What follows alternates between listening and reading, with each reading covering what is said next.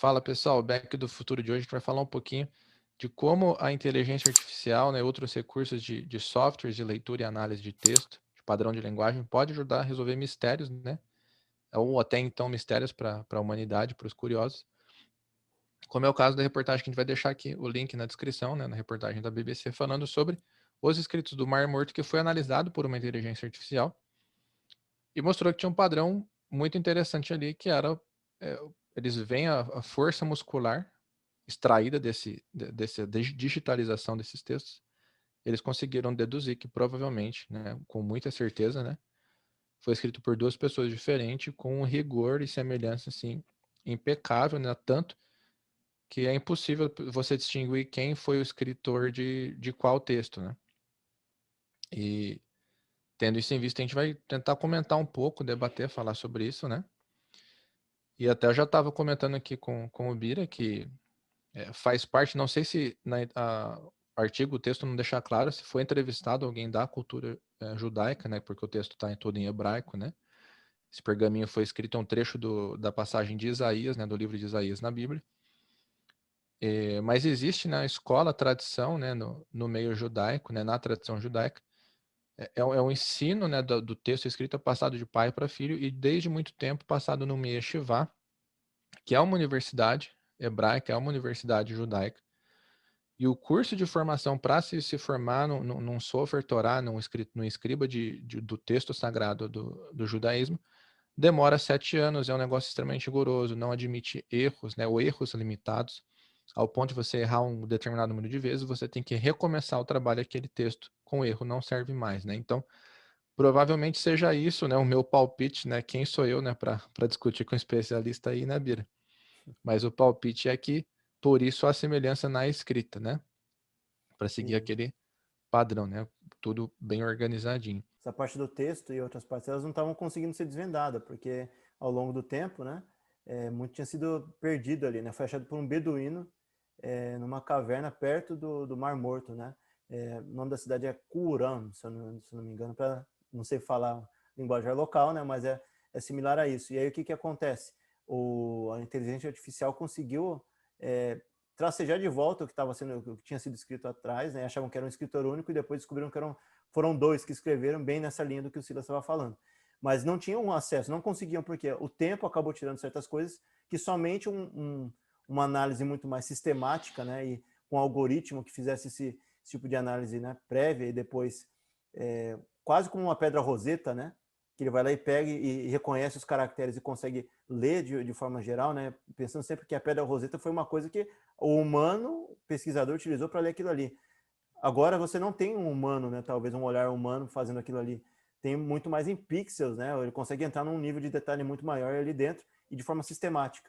A gente lembra do caso aí do serial killer, né? Do Zodíaco, né? O nome dele era o apelido Zodíaco, né? Zodiac, em inglês. E não conseguiram achar, né? Até provavelmente deve ter falecido, né? E acho que há pouco tempo atrás, um ano atrás, né? A gente estava conversando, Silas. Uhum. E descobriram, conseguiram decifrar a carta dele, que ele tinha errado. Tinha alguns erros de grafia no meio, por isso que eles não conseguiram decifrar. E o algoritmo conseguiu fazer isso. Então, se a gente pensar num plano aí, né, de médio e longo prazo, né, de futuro, que tipo de coisa que a gente pode pegar, né, que um algoritmo consegue achar que a gente com o olho nu não consegue, né? Talvez padrões que sejam mais gerais, né, com uma imagem mais aérea, que a gente achava que talvez fosse, né, um padrão de pirâmide, padrão talvez de ruínas antigas, né, desde Stonehenge na Inglaterra, a outros padrões que na América Central, na América do Sul. Talvez um olho mais clínico, né, uma análise mais aprofundada, né, em termos geológicos, de um algoritmo, né, com todas as informações, consiga desvendar coisas que a gente não sabe, até inclusive de datação, né, erro de datação, coisas que antropólogos não conseguem ver, coisas culturais mesmo, né, que a gente está errando, né, no passado, mas a gente está pensando nessa ocular da escrita e a oralização das coisas, né, talvez um algoritmo analisando, né, traços de linguagem que se tem hoje, conseguindo remeter ao passado, né, saber a relação das línguas, né, coisas que a gente não consegue notar ouvindo com o ouvido, claro, né, escutando através do ouvido humano, né. Não só de leitura, mas também de análise, né, de repetições, por exemplo, contar quantas vezes uma mesma letra, o mesmo caractere aparece. Talvez decifrar alguns hierógrafos, né, que sejam mais complexos, que deixam assim historiadores, pesquisadores sem resposta, né? Esse próprio texto aqui que a gente está vendo, né? Do texto de Isaías do Mar Morto, né? Ele está escrito, ele não é um hebraico moderno, ele é o paleo-hebraico, né? Que o pessoal fala, né? Então ele teve essa mudança, então a gente é suscetível a erro, né? E você ter essa condição de programar a máquina, programar o software, o algoritmo ali, a inteligência artificial, para deduzir esse erro e trabalhar com infinitas hipóteses num tempo curto de tempo, né? Que a gente levaria talvez uma vida para fazer, né? Você tem máquinas que conseguem fazer assim considerações, né? Cálculos que para a gente levaria muito, mas muito tempo para fazer manualmente, mecanicamente. Os enigmas, né, do próprio Zodíaco eram enigmas indecifráveis, né? Ele era publicado no jornal, porque ele ameaçava matar mais gente se não publicassem os enigmas dele. E todo mundo achando que ele era um cara assim super inteligente, que era indecifrável o algoritmo dele, o enigma dele, mas na verdade estava com erro de ortografia e por isso dificultava a decifragem, né? Tanto que um dos textos, dois professores conseguiram, né? Antes da máquina desvendar o outro, né? A gente esquece, né? E a gente já conversou sobre isso no passado aqui, em alguns pontos que a gente fez. O problema da gente reescrever certas partes da história. Teve um movimento anterior, né? Que não sei se foi nos Estados Unidos, né? Que realmente eles vieram abaixo com uma estátua e colocaram de uma figura forte, né? Da cultura negra, né? Colocaram no lugar de um escravagista, né? E aí o problema é o seguinte: você sumir com escravagistas da história, daqui 2 ou 3 gerações as pessoas não vão saber as besteiras que foram feitas no passado. Você ficar reescrevendo a história. Teria que colocar ali embaixo tudo que esse cara fez de ruim também, para saber que esse cara existiu. Se você for apagando todo mundo que fez coisa ruim na história, né, for reescrevendo a história em alguns aspectos, você vai deixar a memória do povo, a memória coletiva, muito mais danificada, né, e as pessoas não vão sentir na pele ou nas memórias os problemas que aconteceram no passado, desde pessoas que fizeram atrocidade, né, a pessoas que fizeram coisas boas. E os dois lados, né, tem gente que fez coisas boas e coisas horríveis, e tem que estar isso relatado. As pessoas têm que conhecer o que aconteceu. Tendo em vista isso, a gente levar isso em consideração, muito das histórias que a gente pode ter lido errado, né? Pode ter escritos que a gente pode ter traduzido os sentidos literais ou não, de forma errada, né? Pode se reescrever concepções de história antiga. Você pode ter histórias que não foram completamente contadas, né? Completadas, né? Então, o padrão geral do que a gente pode ter de história, né? De leitura da história, pode mudar completamente.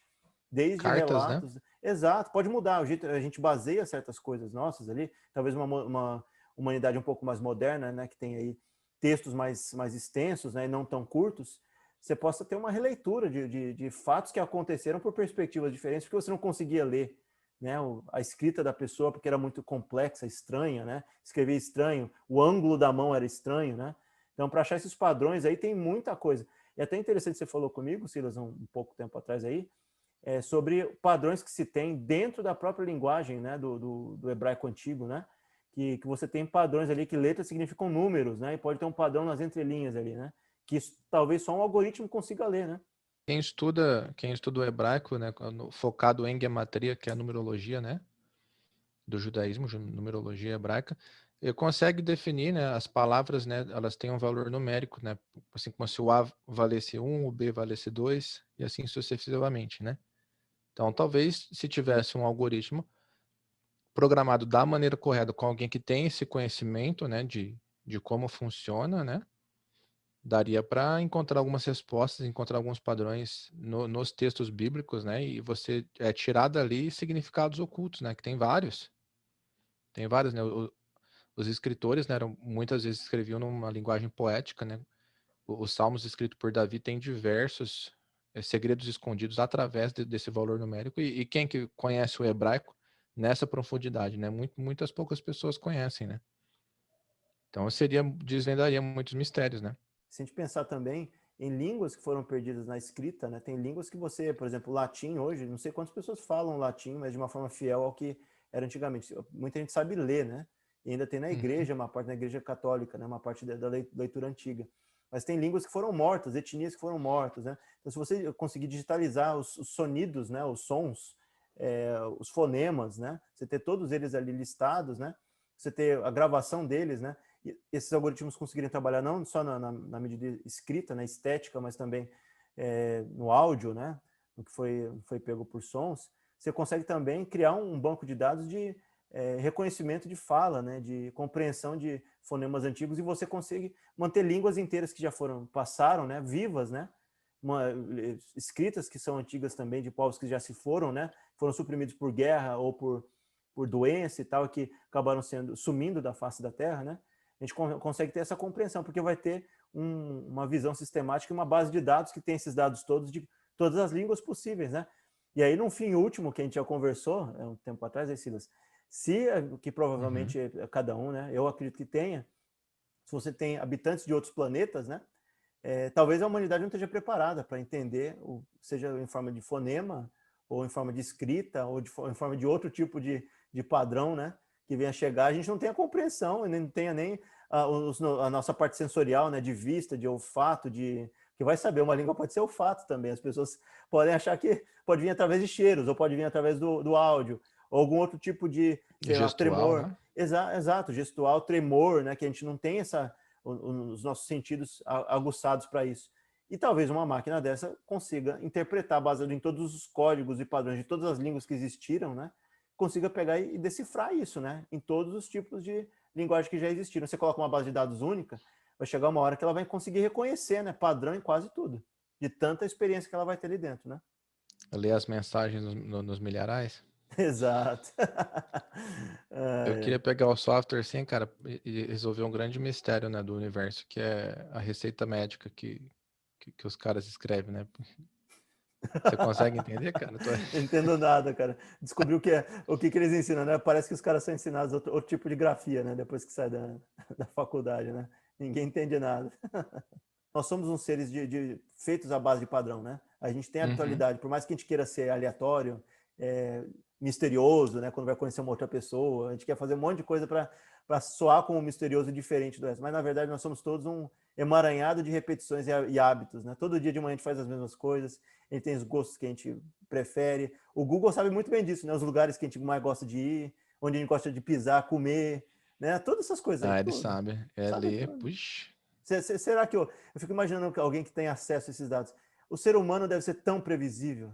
Todas as mesmas coisas, tudo no mesmo lugar, entendeu? O grosso deve ser tudo igual. A gente sempre busca o conforto, né, cara? A rota mais curta, o restaurante preferido, padaria mais perto. Pra que dificultar, né?